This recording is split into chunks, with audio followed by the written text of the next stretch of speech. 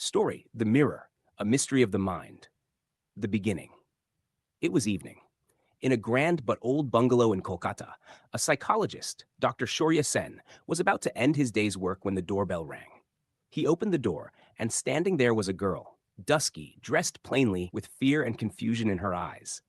"I need to see you. It's urgent," she said with a trembling voice. "Come in." Dr. Sen gestured toward the chair.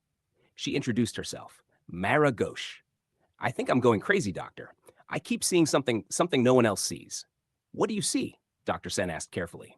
"A mirror, doctor. Every mirror shows me someone else, someone who isn't me. And sometimes she talks to me." Part 2. Beyond the mirror. Myra explained that it all began 3 months ago when she moved into her deceased mother's room. There was an old mirror there, probably 100 years old. One day she looked into it and saw someone, very different. It looked like me, but it wasn't. Her eyes were red, her smile terrifying, and she said, "I'm you, the real you." Dr. Sen tried to understand her mental state. He suspected she might be suffering from dissociative identity disorder, where a person experiences multiple identities within themselves. But something about this case was different. Every incident Mayra described pushed the limits of science. Part 3. Shadows of Childhood. After several sessions, Dr. Sen discovered that Mayra had a very difficult childhood. Her father was abusive, her mother timid and silent. The fear, suppression, and insecurity that Mayra experienced as a child were deeply buried in her subconscious. "Could that girl in the mirror be a memory from your past?" Dr. Sen asked. "No, doctor," Mayra replied softly. "She is the real me, maybe the me I never became, or the one I was but forgot." A hint of concern flickered in Dr. Sen's eyes.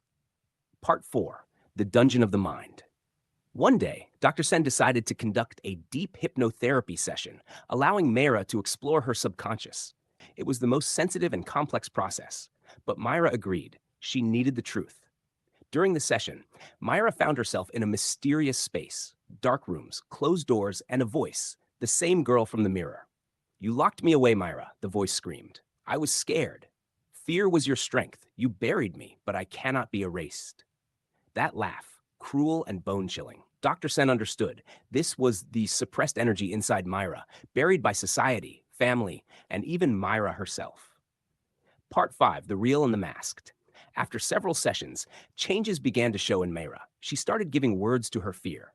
She said, "I am two people, one the world sees, and one who stays quiet." Dr. Sen told her, "Everyone wears a mask in front of the world, but inside there's a mirror where the real self lives. If we fear looking into it, the mind becomes ill." Myra cried, smiled, stayed silent, and for the first time said, "I accept myself, both of me." Part 6. The Final Decision. One day, Mayra said to Dr. Sen, "I want to go back to my house, to that same room, that same mirror. I need to talk to her." Dr. Sen looked slightly worried, but agreed. "You're ready now. Just remember, a mirror doesn't scare, it reveals." Mayra went home, entered the room. The mirror stood there, silent, polished, untouched. She looked at herself, and this time, the same face appeared. But she didn't feel afraid. She smiled, and the girl in the mirror smiled back and said, "We are one now." Part 7. The Science of the Mind. Mayra's story wasn't one of magic or ghosts. It was a journey into the deepest corners of the mind, where every human hides a mirror they're too afraid to face. Dr. Shaurya Sen called it the most mysterious, yet the most beautiful case of his life. He wrote, "The mind is greater than science. It holds emotions, shadows, and sometimes an image of the self that we have denied."